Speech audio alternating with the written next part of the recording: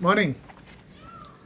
It's another sunny, hot day in Ahmedabad, and so deep into the lockdown that we have started contemplating the impossible questions of life. Something like the 2001 movie starring Mel Gibson and Helen Hunt entitled "What Women Want." What do women want? Is a question which the director and Mel Gibson try to answer over the course of the movie. Very nice movie. If you've not seen it, please see it. But today I'm posing a more profound question for lawyers, and that is, what do judges want? As lawyers, we appear before judges and we must inform ourselves with what they really want. So let's try and look into, completely by speculation, the mind of a judge. I have some friends who are judges and some judges who used to be friends. But this attempt is purely a figment of my imagination, coupled with my experience and chats with other lawyer friends. So, what do judges really want and how do they see us? I suspect that some of the judges, all the time, and most of the judges, some of the time, see lawyers as a necessary evil. Let's hear it and get it over with. They feel like adults feel about children, should be seen, not heard. And if you have to hear them, let's hear them. They expect us to be always respectful, and they expect us to laugh at their jokes. These are the things that the judges really want. Unfortunately, they don't get this. So, what do judges actually get from us? And here I am doing a bit of introspection for our legal community. And it's not a very happy list that I have to tell you. What they get is that they are all kinds of lawyers. They don't get to pick. So they get the smart, they get the dumb, they get the fearful, they get the arrogant. They get lawyers who like the sound of their voices. They get lawyers whose voices are so low that they cannot be heard. They get lawyers who mumble, who presume that the judge knows something which the judge does not, because it's not stated in the petition. And they get lawyers, above all, who love the sound of their voice and keep on speaking and keep on speaking and keep on speaking. But most often they get lawyers who ask for adjournments.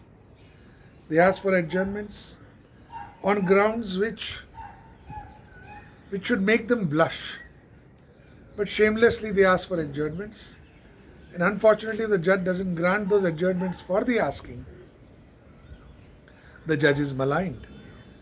In certain district places where there is a notoriously strong bar, there are strike calls and protests. The judge is pilloried.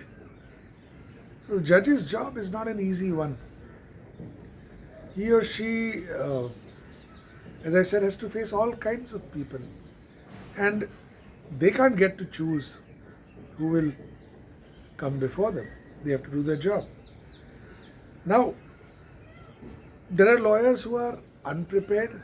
They feel entitled. And some of the weaker ones rely upon precedents, the way people rely upon crutches. They think that they use technical phrases, refer to judgments by name or citation, and think that the matter is solved. It doesn't work that way. So I think the judges suffer most from the lawyer's unpreparedness and our inability to work hard and not to present the full facts of the case in the most economical manner. When I say economical, I mean in terms of time. So, what should we as lawyers give them? What should lawyers do to give the judges what they really need to get? I think the first rule is preparedness. you must be thoroughly prepared in your matter. There's no arguing against that. There's no thinking that, okay, we'll get this document later or we'll make this pleading subsequently and I'll take time. No. The lockdown days have reminded us, have told us now that the old ways must change.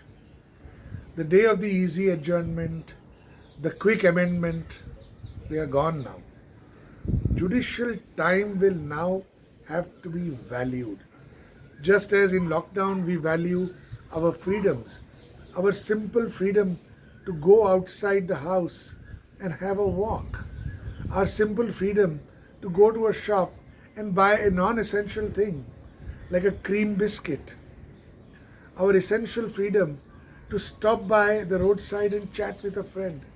The lockdown period has reminded us of these freedoms, and another great gift given to us by our constitution and society is judicial time, our access to the courts. And now you will not be able to fritter this gift away. You will not be able to throw this privilege away. That will have to be rationed. So I believe that we must now parcel out jealously the judicial time which is available to us. Then what the judges expect, deserve from us is absolute truthfulness. And I mean that you must carry this truthfulness to a ridiculous degree. And here I have to join issues with some of our colleagues who, knowing that a law point is clearly against them, will nevertheless argue it till death's door and try to persuade the judge on a wrong point of law. I am happy to say that I have never knowingly done this. I may have been ignorant about the legal stand on a particular issue, but I have never knowingly argued a point which I know to be factually or legally wrong. I believe that the judges deserve this, that we are intellectually honest with them. Another thing that they deserve, in fact, they must get and we must give, is respect. Now, just to go away a bit, cast your mind back to the famous umpires of cricket, because cricket is one of my favorite subjects. You have Dickie Bird and you have David Shepherd and you have in more recent times Simon Towfel. These are judges, as it were, of the cricket game, and the players are lawyers. But these judges were highly respected, not because of their persona, but because of the quality of their job. The quality which they brought to their job is what made them respected. In much the same fashion, we don't respect the man or the woman, or the men or the women, or the men and women who are occupying the judicial seat before which we appear.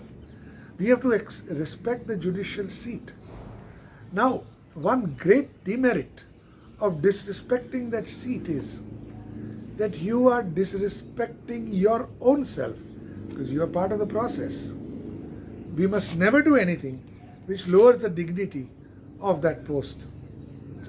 Another thing that the judges deserve, as I said, is precision and preparedness.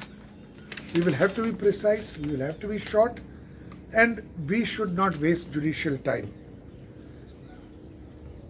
And I have said this twice in this talk, I'll say it again, no adjournments.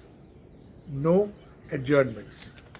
I know fictional depictions of court cases in Anglo-American jurisdictions are not an accurate representation, but I can tell you I've spoken to lawyers, at least from England, and a few from America. The way adjournments are asked for and sometimes granted in India is shameful. It is shameful that we ask for these adjournments on the most specious grounds.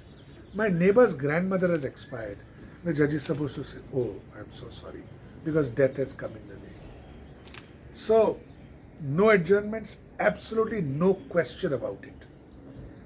You must be prepared. And there is another type of adjournment which I have not spoken of, which I'll now address. And it is a defeat avoiding adjournment. And that is a really cheap trick. I started coming to the High Court as an intern in about end of 1985. And the tricky lawyers had a reputation that whenever the judge is likely to rule against them, they'll somehow ask for time, either by cajoling or by browbeating, and then the judge will grant time. That behavior has gained currency today, and I really must caution against that.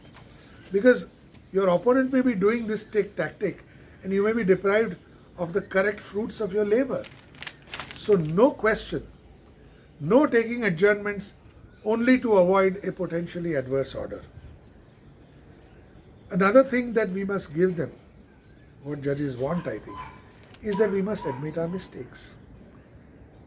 There is no lawyer standing on the face of this earth who has not made bloopers. Big goof-ups, small goof-ups, and by experience I'll tell you, I've had more than my fair share. By experience I'll tell you that the sooner you admit a mistake, the easier its remedy will be. And as I said, be polite, be respectful, and be cheerful. Don't be like a child who has had his lollipop seized from him if the matter goes against you. You may feel it. I feel it acutely.